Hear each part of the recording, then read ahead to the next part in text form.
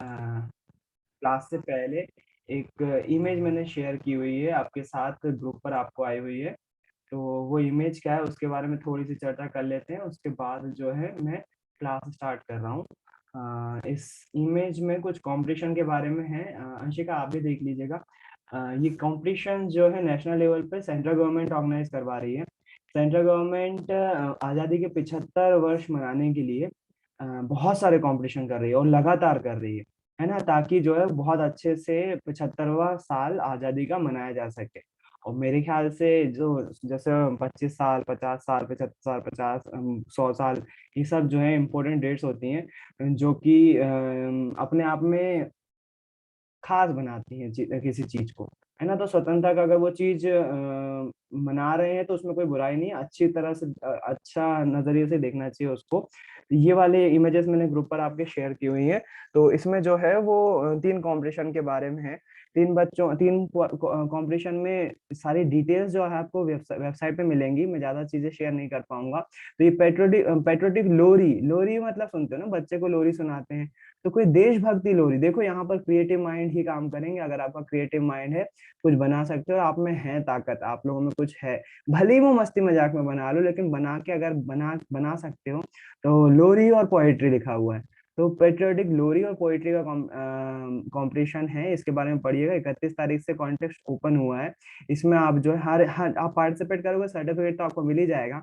Certificate की ज्यादा कुछ वैल्यू नहीं है सच्चाई में, लेकिन पार्टिसिपेशन जरूरी है। क्यों? उससे कुछ आपको सीखने को मिलता है हर पार्टिसिपेशन से, सर्टिफिकेट के लिए नहीं, सीखने के लिए। एक लोरी का कंपटीशन है, इसमें आप पार्टिसिपेट कर सकते हो। रंगोली का एक कंपटीशन है जिसमें आपको रंगोली बनाना होगी। डिसाइड मुझे नहीं मालूम है, थीम लिखी हुई है उन्होंने 75 साल Trump of Indian freedom struggle. Bharat की जो भारत ने जो आजादी के लिए मेहनत करी थी, स्ट्रगल किया था, उस पर जो है थीम पर उसके 75 साल पूरे हो रहे हैं। तो उसके लिए आपको एक रंगोली बनाना है। ये भी 31 तारीख से ही जो है वो चालू हुआ है। और उसके बाद जो है एक और है, अमृत महोत्सव बोल रहे हैं, आजादी का अमृत महोत्सव बोल रहे हैं। यहाँ पर पूरे 75 साल के जो कॉन्सेप्ट रखा हुआ है ना, 75 आजादी का अमृत महोत्सव दिख रहा है आपको, उन्होंने नाम दिया हुआ है। तो देशभक्ति गीत तैयार करना है, राइट योर ओन देशभक्ति, कॉपी नहीं करना है ना, गीत तैयार करना है। वो गीत जो है हो सकता है आपका जो है वो, ये जो है इसमें एज रिस्ट्रिक्शन है, 16 से 45 साल है इसमें एज। 10वीं क्लास में नॉर्मली 16 के आप हो जाते हैं। तो जो बच्चे हैं वो कर सकते हैं, नहीं है कोई दिक्कत नहीं है, फिर भी आप पार्टिसिपेट करो। परेशानी वाली बात कोई नहीं है। अगर आप में वो होगा, टैलेंट होगा, तो एज मायने नहीं रखेगी, आप कर देना। आप 16 साल दिखा देना, उसमें कोई परेशानी वाली बात नहीं है। अपने भाई बहन के नाम से भेज देना, लेकिन भेज देना, उसमें कोई परेशानी नहीं जाएगी मेरे ख्याल से। और अगर आपको अपने एज जो है वो एक दो दिन का फर्क आ रहा है, तो ईयर चेंज करके भी वो बाद में देख लेंगे अपन जो होगा। गलती से एज डल गई वगैरह कुछ बोल के, क्योंकि 10वीं क्लास के बच्चे एलिजिबल होते हैं, 16 साल की एज होती है उनकी। तो इसमें भी आप पार्टिसिपेट कर सकते हो।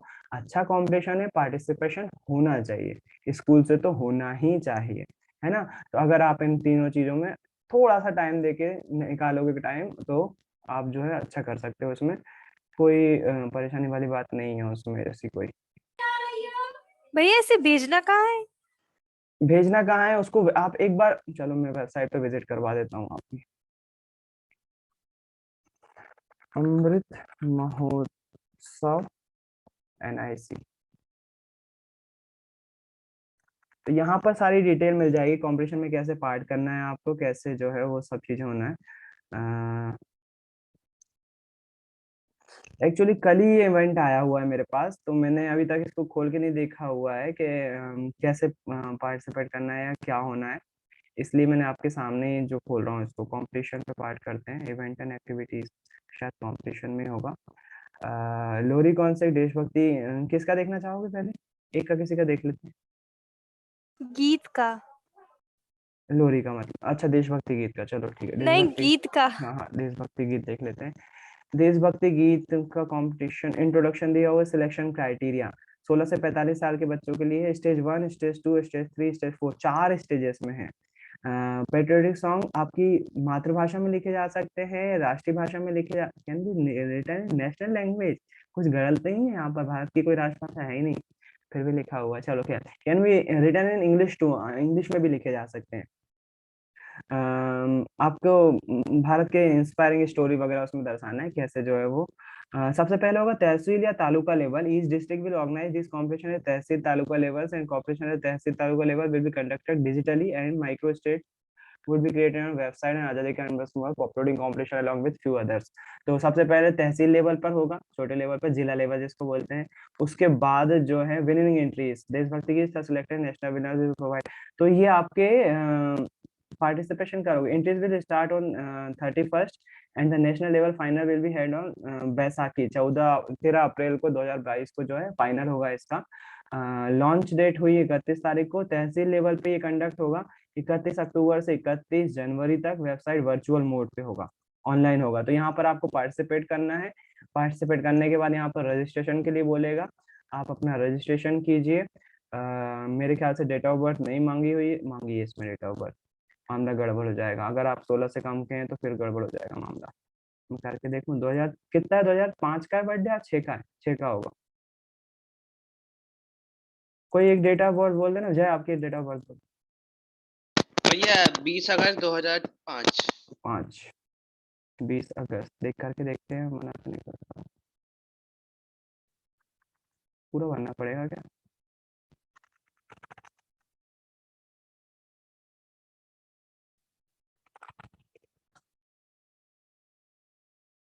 Invalid email address. जय बता सकता है क्या ईमेल? हाँ भैया, भैया .jb 2005। डॉट पहले लगा हुआ है। नहीं भैया, जय वर्मा .jb 2005। जय वर्मा डॉट जेबी 2005। अच्छा .com नहीं लगाया था मैंने, जीमेल लिखा हुआ है। जल्दी जल्दी में कुछ भी कर लो। अब तो सही है भाई, बच्चों के लिखे हुए हैं। हाउस नंबर कितना था? भैया 360। 360।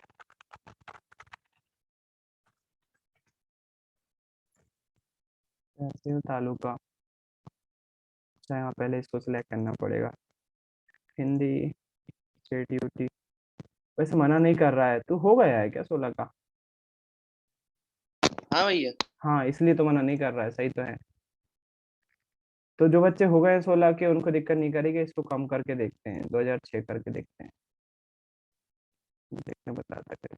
अभी भी करने दे रहा है। नहीं, वो शायद जैसे सिलेक्ट करेंगे तो इस पर रजिस्ट्रेशन कीजिएगा आप। डेट आपको बता दी हुई है, 16 से ज्यादा वाले बच्चे हैं जो वो पार्टिसिपेट कर पाएंगे। आपको करना चाहिए, मौका मिला हुआ है। अगर आप में इच्छा शक्ति है, आप कर सकते हो, तो बिल्कुल पार्टिसिपेट करना चाहिए। मेरा काम था पार्टिसिपेंट का बताने का। अगर आप बिल्कुल अगर टैलेंट रखते हो, कुछ इच्छा रखते हो, तो बिल्कुल आपको जो है बता कैसे में पार्टिसिपेट करना चाहिए। चलो मैं ज्यादा बकवास कर रहा हूँ, अब वापस ले आते हैं चैप्टर पर।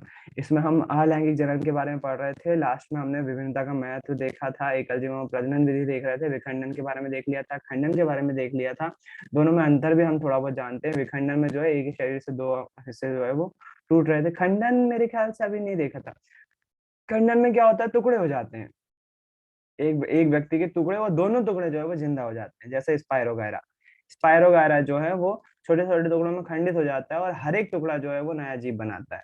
जबकि विखंडन में एक हिस्सा जो है वो दो हिस्सों में केंद्रक जो है कोशिका लेवल पे हो रहा होता है। ये कोशिका विभाजित हो रही होती है, नया जीव बना रही होती है। यहाँ पर जीव ही डिवाइड हो जाता है। केचुए को काट दो, वहां पर जो है वो दो हिस्सों में जो है वो बदल। तो स्पायरोगायरा देखा, स्पायरोगायरा शायद अपन ने जो है वो वीडियो देख लिया था, स्पायरोगायरा कैसा दिखाई देता है। मुझे याद नहीं आ रहा है, कोई याद दिलाएगा? स्पायरोगायरा।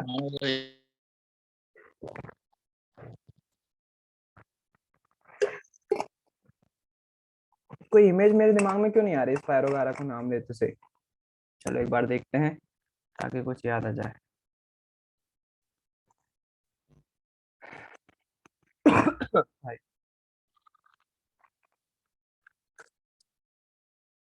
हाँ, ये वाला थोड़ा सा अजीब सा इमेज थी। बहुत सूक्ष्म होते हैं, रेशे जैसे होते हैं, और इसको शायद अब याद आ रहा होगा आपको। इस इमेज को जो है उन्होंने बताया था जूम करके कैसे रियलिटी में ऐसे दिखाई देते हैं। ग्रीन एल्गाई एल्गी में पाए जाते हैं। एल्गी मतलब शैवाल या नील हरित शैवाल जिसको बोलते हैं, हरित शैवाल। इस तरह से होता है इसमें। और स्पायर वगैरह देखा था मतलब। चलो ठीक है, स्पायर वगैरह पढ़ लिया था, ये पढ़ लिया था अपन ने।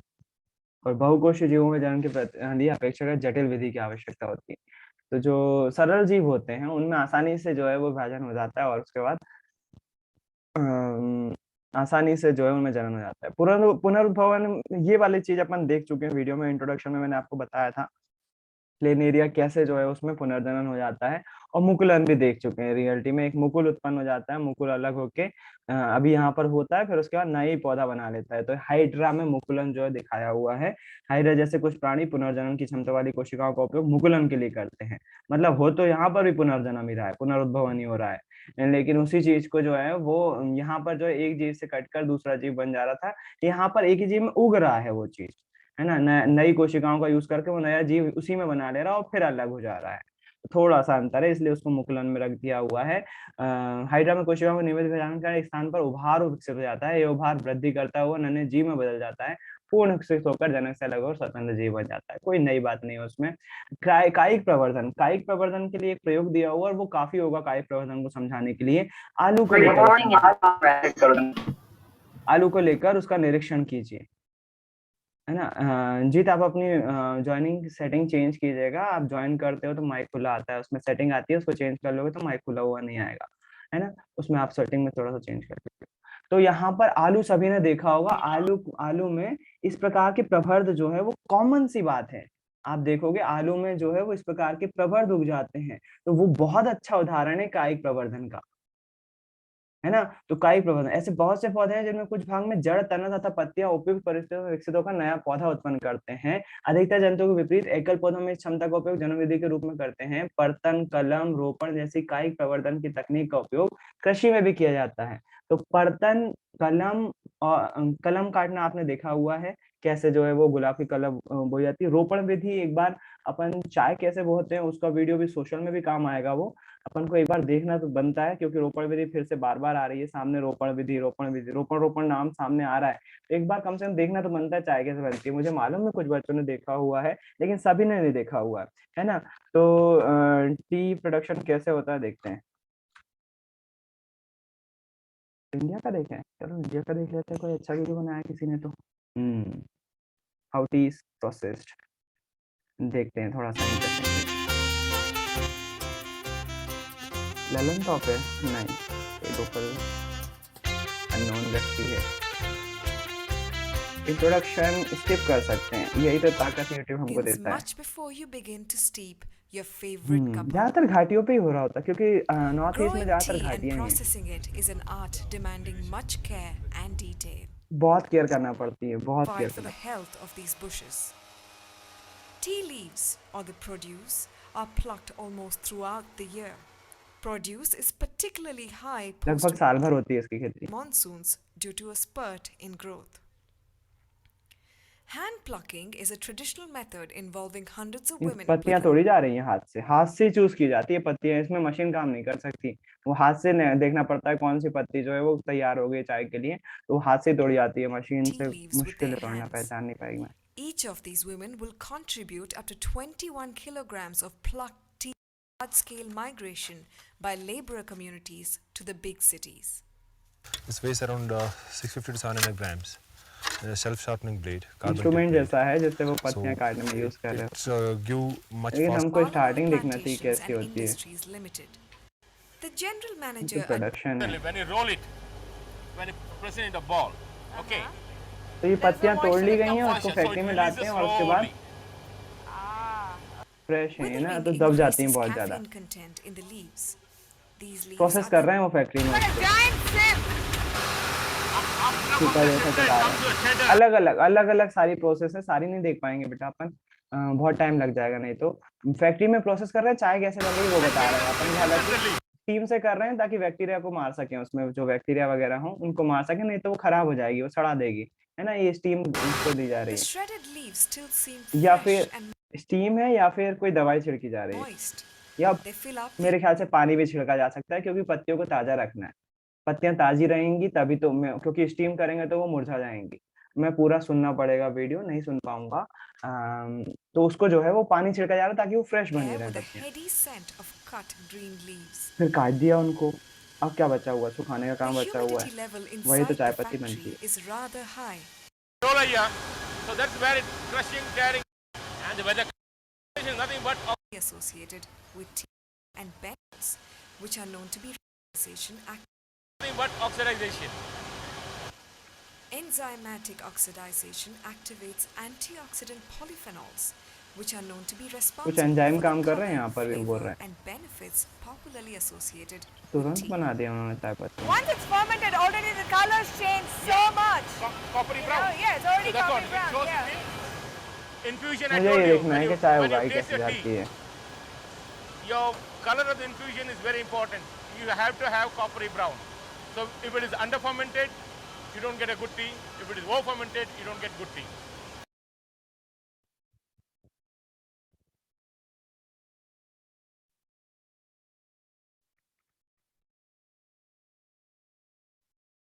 प्रोसेसिंग नहीं दिखाना है हमको, खेती देखना है, खेती कैसे बंद की जाती है।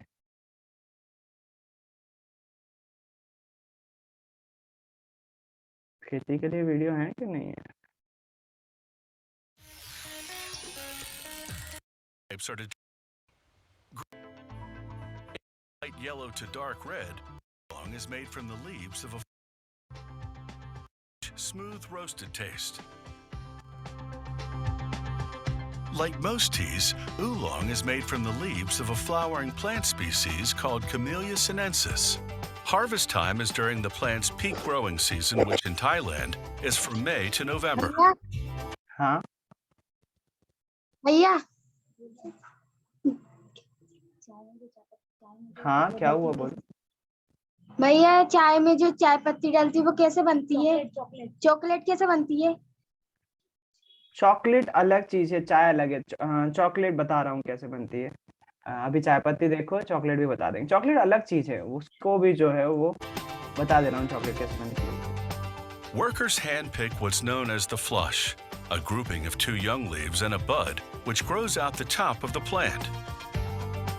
At this वही है, पौधा लगाया हुआ है उन्होंने, बहुत सारे पौधे लगाए हुए हैं। जो पत्तियां उनके हिसाब से परिपक्व हो जा रही है, मैच्योर हो जा रही है, उनकी नजरों में होता होगा वो कौन सी पत्तियां परिपक्व हुई, उन पत्तियों को तोड़ ले रहे हैं वो हाथ से, है ना। तो पौधा जैसा लगाया हुआ है, वही पौधा जो है वो time of पत्तियां दे year, रहा है। the plant तो मेरे ख्याल produces से a new वही रोपण विधि में जो है वो रोपा जाता है, पौधा तैयार होता है, उस पौधे से जो है वो चाय पत्ती तोड़ी जाती है। खैर, प्रोसेसिंग अपन को ज्यादा टाइम वेस्ट नहीं करना है। प्रोसेसिंग में वही सुखाना, उसका नमी बनाए रखना, उसको गर्म करना, एंजाइम के द्वारा उसको डिकम्पोज करवाना, वो सारी चीजें हो रही हैं। धीरे धीरे कलर चेंज हो रहा है और उसको फिर जो है वो ये अलग अलग इंडस्ट्री में अलग अलग तरह की प्रोसेसिंग होगी। कपड़े में रखकर उसको निचोड़ रहे हैं और आखिरी में जो बन रही है वो ब्लेंडेड मोटी टी बन रही है। अपने यहाँ नॉर्मल पतली firing होती है, also brings out the fragrance. लगभग थोड़ी सी मोटी है। तो वही पत्तियां है, फ्रेशनेस जो है वो बरकरार रहती है, कुछ एंजाइम के द्वारा जो बन रही होती है।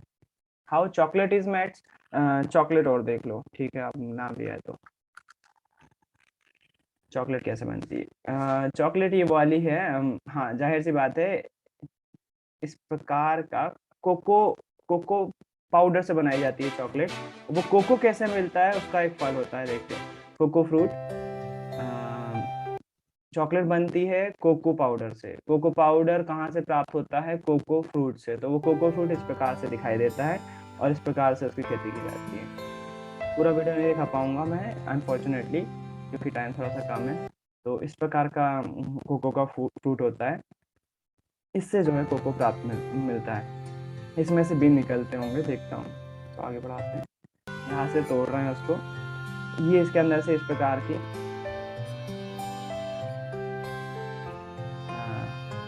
Their colour tends toward yellow और ऑरेंज। इसका कलर जो है वो चेंज रहता है, बाहर का जो कलर है ना वो अलग अलग रहता है। सीताफल जैसे लग रहा है ना। Also when immature cocoa pods have a variety of colors, इनके अंदर की वैरायटी भी अलग अलग होती है, कलर का चेंजेस हो सकते हैं समय। इसका वाइट था, तो अलग अलग प्लांट दिए हुए हैं। ये कोको से जो है वो अंदर की चीज निकाल ली। घाना इंडोनेशिया में है। सबसे नंबर 1 कौन है कोको में? देखते हैं, इसमें लिखा हुआ है।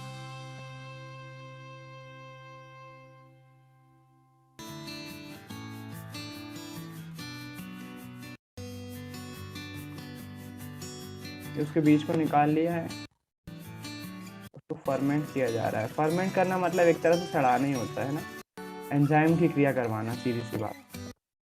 तो यहाँ पर कोको सीड पे जो है उसको फर्मेंट करने के बाद धो रहे हैं, सुखा रहे हैं,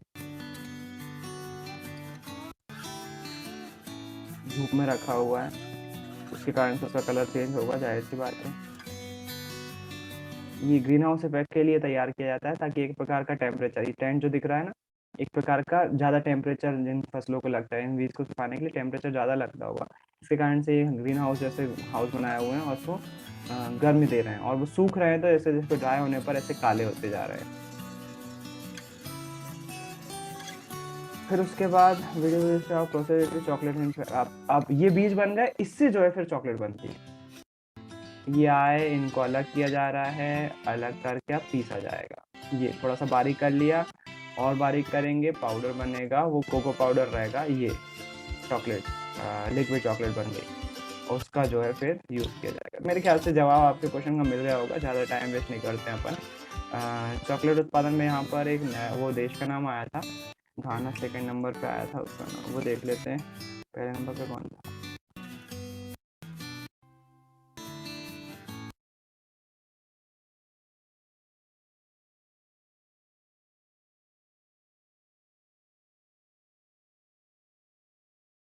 अदर मेजर प्रोड्यूसर फॉर घाना, अरे भाई पहला कौन था वो बता दो।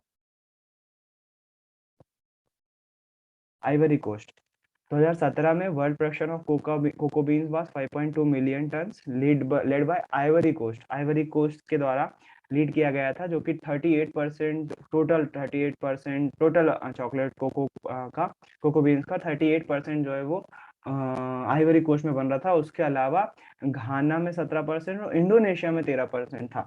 इंडिया में मुझे नहीं मालूम कोको उगता भी है कि नहीं उगता, देखते हैं कोको फ्रूट, लेकिन सीखने वाली बात है। कोको फ्रूट इन इंडिया, मुझे नहीं लगता, आंध्रा तमिलनाडु कर्नाटक में होता है मतलब भारत में भी। खैर ठीक है, कंटिन्यू करते हैं। रोपण विधि का जो है वो, भैया हाँ सॉरी टू डिस्टर्ब, मुझे ये No पूछना था कि जब जैसे हम नो प्रॉब्लम, कंटिन्यू करो।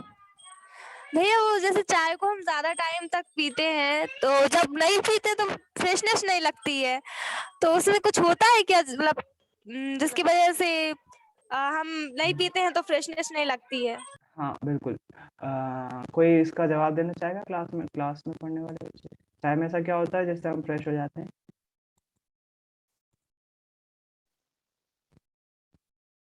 नहीं, अंशिका, इसमें एक निकोटीन नाम का केमिकल पाया जाता है, और वो निकोटीन ब्रेन पर जो है वो क्या असर करता है, यहाँ पर देखो, निकोटीन इफेक्ट ऑन ब्रेन पर क्या असर करता है वो। Nicotine can interfere with parts of the development causing permanent brain damage. हमारे nicotine can disturb the part of the brain that controls attention, learning, moods and impulse control. Nicotine हमारे brain, nicotine होता है हमारे चाय में, चाय या coffee में या फिर कोई भी पेय पदार्थों में, वो निकोटीन जो है वो आपके माइंड को थोड़ा सा फ्रेश करने का काम करता है वो। हालांकि लॉन्गर टर्म में वो इतने सारी चीज आपके नुकसान पहुंचा रहा होता है निकोटीन।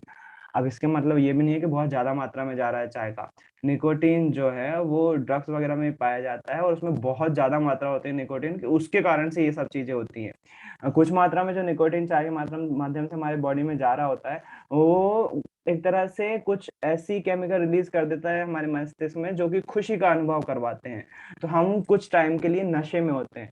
आप बोल सकते हो जिस प्रकार से नशा चाय का शराब का होता है, वैसे यहाँ पर भी निकोटीन काय का नशा करवा रहा है, चाय का नशा करवा रहा है।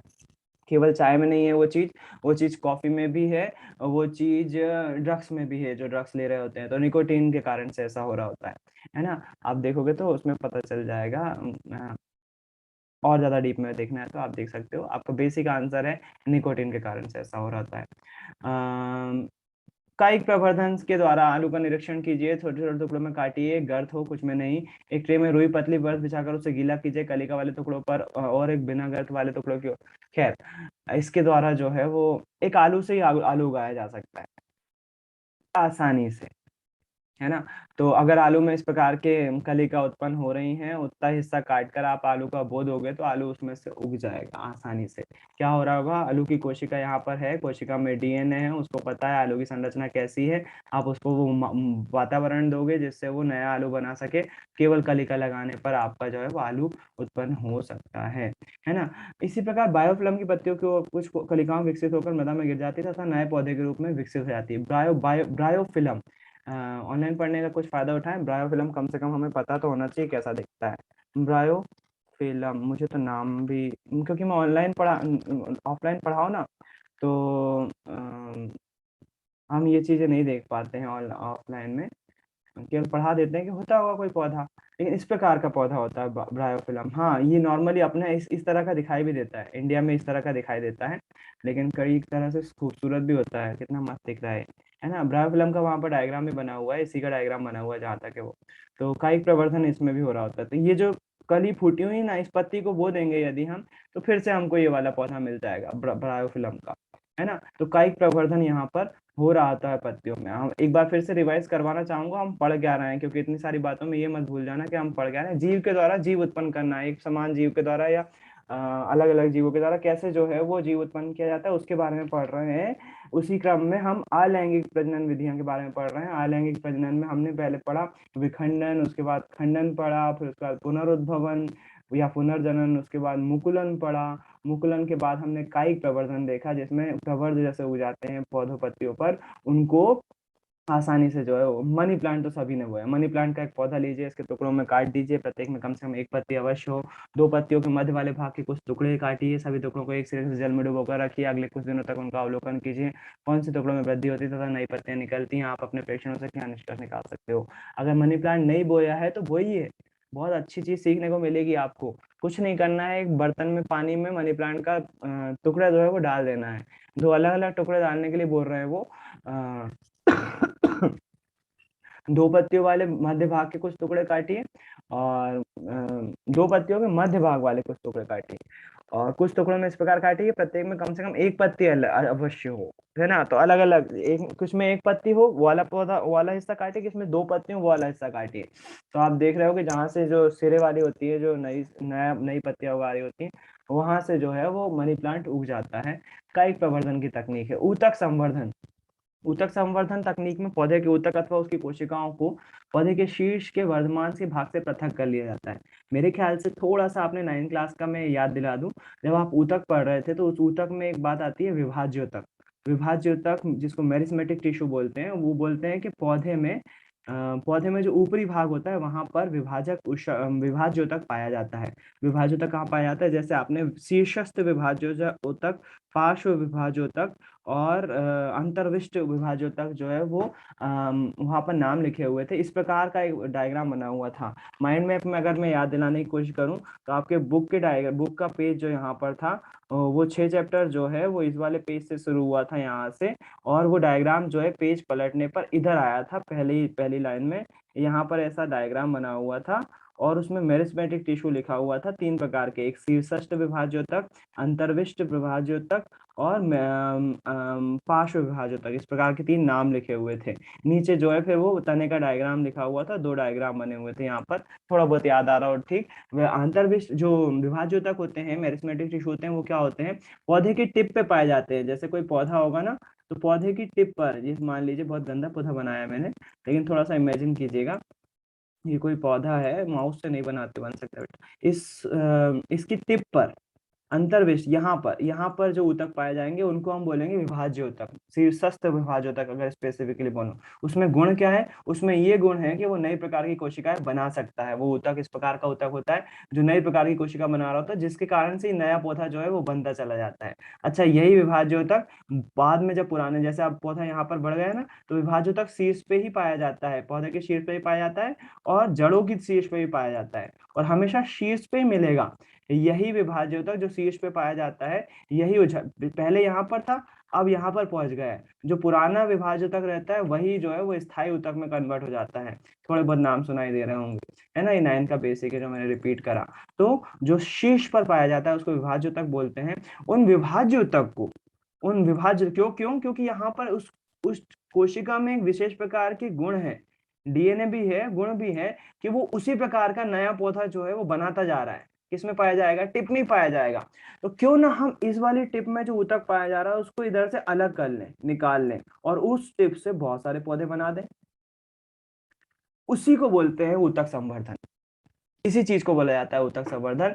पौधे की टिप से जो है उस ऊतक को निकाल लेना जो कि जिम्मेदार है नया पौधा बनाने के लिए। नए पौधा किस प्रकार से बन रहा था उसके लिए उस ऊतक को अलग करके उसको उगाकर नए पौधे बना लेना जो है वो ऊतक संवर्धन कहलाता है ना। यहाँ पर वो उसी के बारे में लिखा हुआ है। वर्धमान भाग से पृथक कर नए पौधे उगाए जाते हैं। इन कोशिकाओं को कृत्रिम पोषक माध्यम में रखा जाता है जिससे कोशिकाएं विभाजित होकर अनेक कोशिकाओं का छोटा समूह बनाती हैं जिससे कैलस कहते हैं। इसको अंडरलाइन कर लीजिएगा, ऑब्जेक्टिव में आ सकता है अगर चैप्टर में से हटा नहीं है तो। कैलस कहते हैं। कैलस को वृद्धि एवं विभेदन के हार्मोन युक्त एक अन्य माध्यम में स्थानांतरित करते हैं। पौधे को फिर मिट्टी में रोप देते हैं जिससे वे वृद्धि कर विकसित पौधे बन जाते हैं। ऊतक संवर्धन तकनीक द्वारा किसी एकल पौधे के अनेक पौधे संक्रमण मुक्त परिस्थितियों में उत्पन्न करे जा सकते हैं। इस तकनीक का उपयोग सामान्यतः सजावटी पौधों के संरक्षण संवर्धन में किया जाता है। जो डेकोरेटिव प्लांट होते हैं उनको जो है वो बढ़ाने के लिए, क्योंकि डेकोरेटिव प्लांट के कोई बीज नहीं होते हैं या फल नहीं होते हैं जिसको हम बोकर फिर से नया पौधा उगा लेंगे, वो पॉसिबल नहीं है। तो हम क्या करते हैं, डेकोरेटिव प्लांट की टिप लेते हैं, उसको लैब में तैयार करते हैं। एक छोटा पौधा जब तैयार हो जाता है फिर उसको रोप देते हैं, या फिर कुछ पार्ट तैयार हो जाता है, फर्मेंटेट हो जाता है, जीव नया उत्पन्न होने लगता है, वृद्धि दिखने लगती है, उसको मिट्टी में बो देते हैं, फिर पौधा बन जाता है, उसके बाद उसको बो दिया जाता है। उससे पौधों की कॉस्ट में कमी आ गई और पौधों की क्वालिटी सुधर गई, क्वालिटी बहुत अच्छी हो गई, है ना। तो इस प्रकार से ऊतक संवर्धन यूज किया जाता है। अगर कुछ समझ में आ रहा हो, अच्छा लग रहा हो तो एक बार फिर से ज्वाइन करो। 40 मिनट की क्लास खत्म हो गई है, एक बार फिर से ज्वाइन करो ताकि मैं अगला चैप्टर, अगला पोर्शन समझा सकूं।